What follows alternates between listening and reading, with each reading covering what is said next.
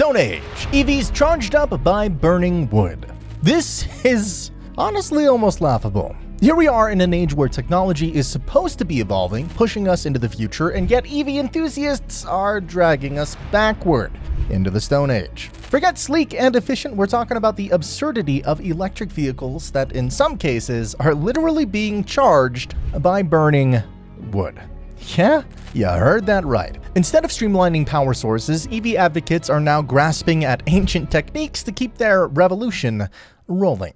Challenges with EV power storage. The reality of EVs is getting more ridiculous by the day. With their massive, difficult-to-store batteries, EVs have yet to replicate the simple, reliable efficiency of traditional fuel tanks. Instead of getting better, they seem to be creating more impractical solutions, like wood-burning generators, to charge these so-called advanced vehicles. And here's the kicker. The very thing that's supposed to make EVs green and efficient, their energy storage, is what's making them dangerous. We've seen these intense battery fires and failures that make the case for traditional fuel even stronger. At this rate, we'll be trading in progress for primitive power sources. Wood-burning charger. Well, let's take a moment to digest just how absurd things have gotten with electric vehicles. Volvo, Rolls-Royce, and Air Burners, names that were once synonymous with innovation and luxury, have joined forces to bring us something that feels more like a punchline than progress. The biocharger. Yes, the pinnacle of EV technology has resulted in a device that burns wood.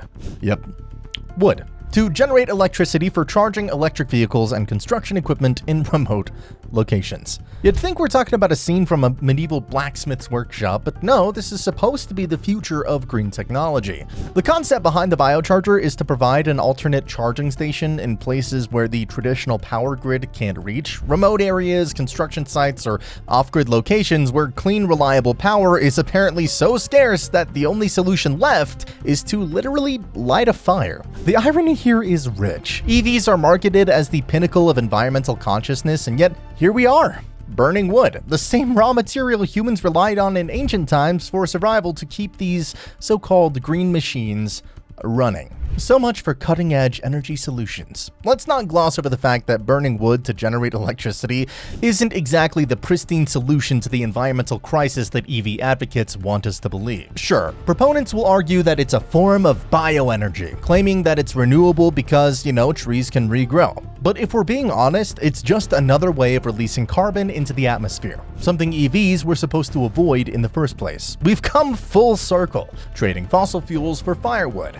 It's like throwing out your microwave because it's too modern and opting for a campfire to cook dinner instead. And this solution, if you could even call it that, is supposed to cater to remote areas. But isn't the whole point of technological advancement to make power more accessible and efficient, not to regress to centuries-old methods? Why aren't we focusing on making EV infrastructure stronger, more reliable, and truly eco-friendly instead of slapping a wood-burning band-aid on the problem? Instead of fixing the core issues with EVs, like their inefficient batteries and the reliance on impractical charging stations, companies are leaning into stopgap measures that frankly make EVs look more ridiculous by the day. So, here we are, in an era where some EVs need to be charged by burning wood. The future of transportation powered by fire. It's a step backward disguised as progress, and it's more than a little telling of just how flawed the entire EV narrative has become. Instead of providing efficient, accessible energy solutions, we're being handed a glorified campfire to fuel vehicles that were supposed to revolutionize the industry. If this is the best the EV world has to offer, it's safe to say that traditional fuel is still light years ahead in terms of practicality, efficiency, and let's be honest, common sense. Practicality concerns. Now let's get into the practicality, or rather lack thereof, when it comes to the biocharger. The idea that we're burning wood to power electric vehicles feels like something straight out of a dystopian future. It's almost comical to think that if an EV runs out of juice in a remote area, the solution is to stop, gather some firewood, and, fire up the biocharger. Imagine the time and effort required to keep a pile of wood burning just so you can continue your journey in your cutting-edge electric vehicle. What's next? Carrying an axe in your EV's trunk in case you need to chop some wood mid-road trip? Let's be real, this isn't just a step backward, it's a logistical nightmare. The whole point of progress in automotive technology has been to make things faster, more efficient, and less labor-intensive. Traditional fuel is convenient because it's quick to pump out and store. Once you've filled up, you're good to go for hundreds of miles. But with the biocharger, we're talking about a process that adds layers of complication. First, you have to find wood, then burn it to generate power, and only then can you charge your EV. The time, effort, and sheer ridiculousness of it all begs the question, is this really progress? The issue also raises an even bigger concern. What happens when an electric vehicle or electric machinery runs out of charge? With traditional vehicles, a quick fuel stop is all it takes to get you back on the road. But with EVs, if you're stuck in a remote area and relying on a biocharger, you're at the mercy of nature. What if there's no readily available wood supply? Or what if weather conditions make it impossible to burn your wood? It's not like you can just, build a fire in a rainstorm. Suddenly, your environmentally friendly vehicle has stranded you because the very system it relies on is impractical in real-world scenarios. The whole premise of EVs was to offer a superior alternative to traditional combustion engines. But when the solution involves burning wood, it's hard to argue that they're any better, let alone more practical. It makes the entire EV movement seem like an experiment gone wrong, one that relies on the most primitive methods just to function in some settings. Traditional vehicles are starting to look not just more convenient, but vastly more sensible in comparison. If this is the best solution the EV industry can muster, it's no wonder so many people are starting to question whether electric vehicles are really the future at all.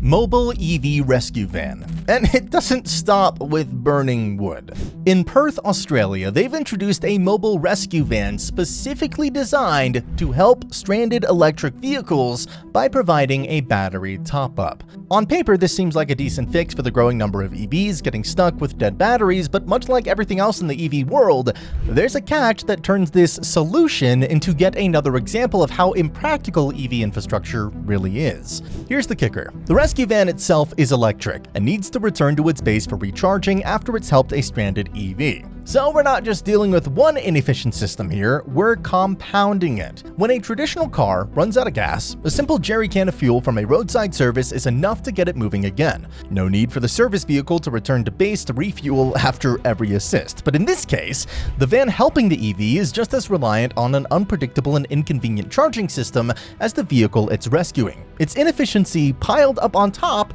of inefficiency. So let's break down the absurdity of this. The van drives out to the stranded EV, offers a quick top-up, and then what? Both the van and the stranded EV now need to head back to base for a full charge. What if the van runs low on battery on the way to the stranded car? Are we gonna need another rescue van for the rescue van?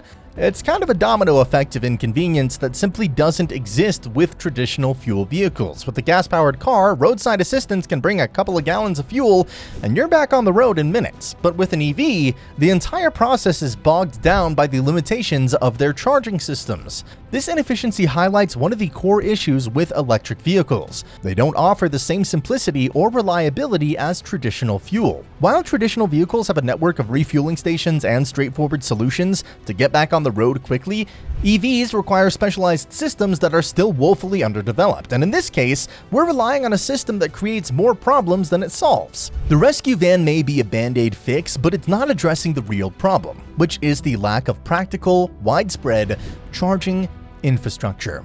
Furthermore, the fact that the rescue van has to return to base for a recharge after every assist isn't just inefficient. It's costly in both time and resources. It means that these vans can only help a limited number of vehicles before they themselves need to recharge. Compare that to the traditional fuel recovery service that can operate efficiently throughout the day without having to return to base every few hours. In this light, the entire concept of a mobile EV rescue van feels like a temporary patch over a much larger wound, one that highlights just how impractical EVs can be in real-world scenarios. In the end, this solution only serves to further illustrate the limitations of electric vehicles. The need for a mobile rescue van, which in itself requires constant recharging, paints a pretty clear picture of how underprepared we are for a future dominated by EVs. If the best we can do is deploy an EV to save another EV, and that van needs rescuing soon after, well, then it's hard to see how this system will ever compete with the reliability, speed, and ease of traditional fuel solutions. If you enjoyed this video, please subscribe to the channel so you can enjoy more videos like this.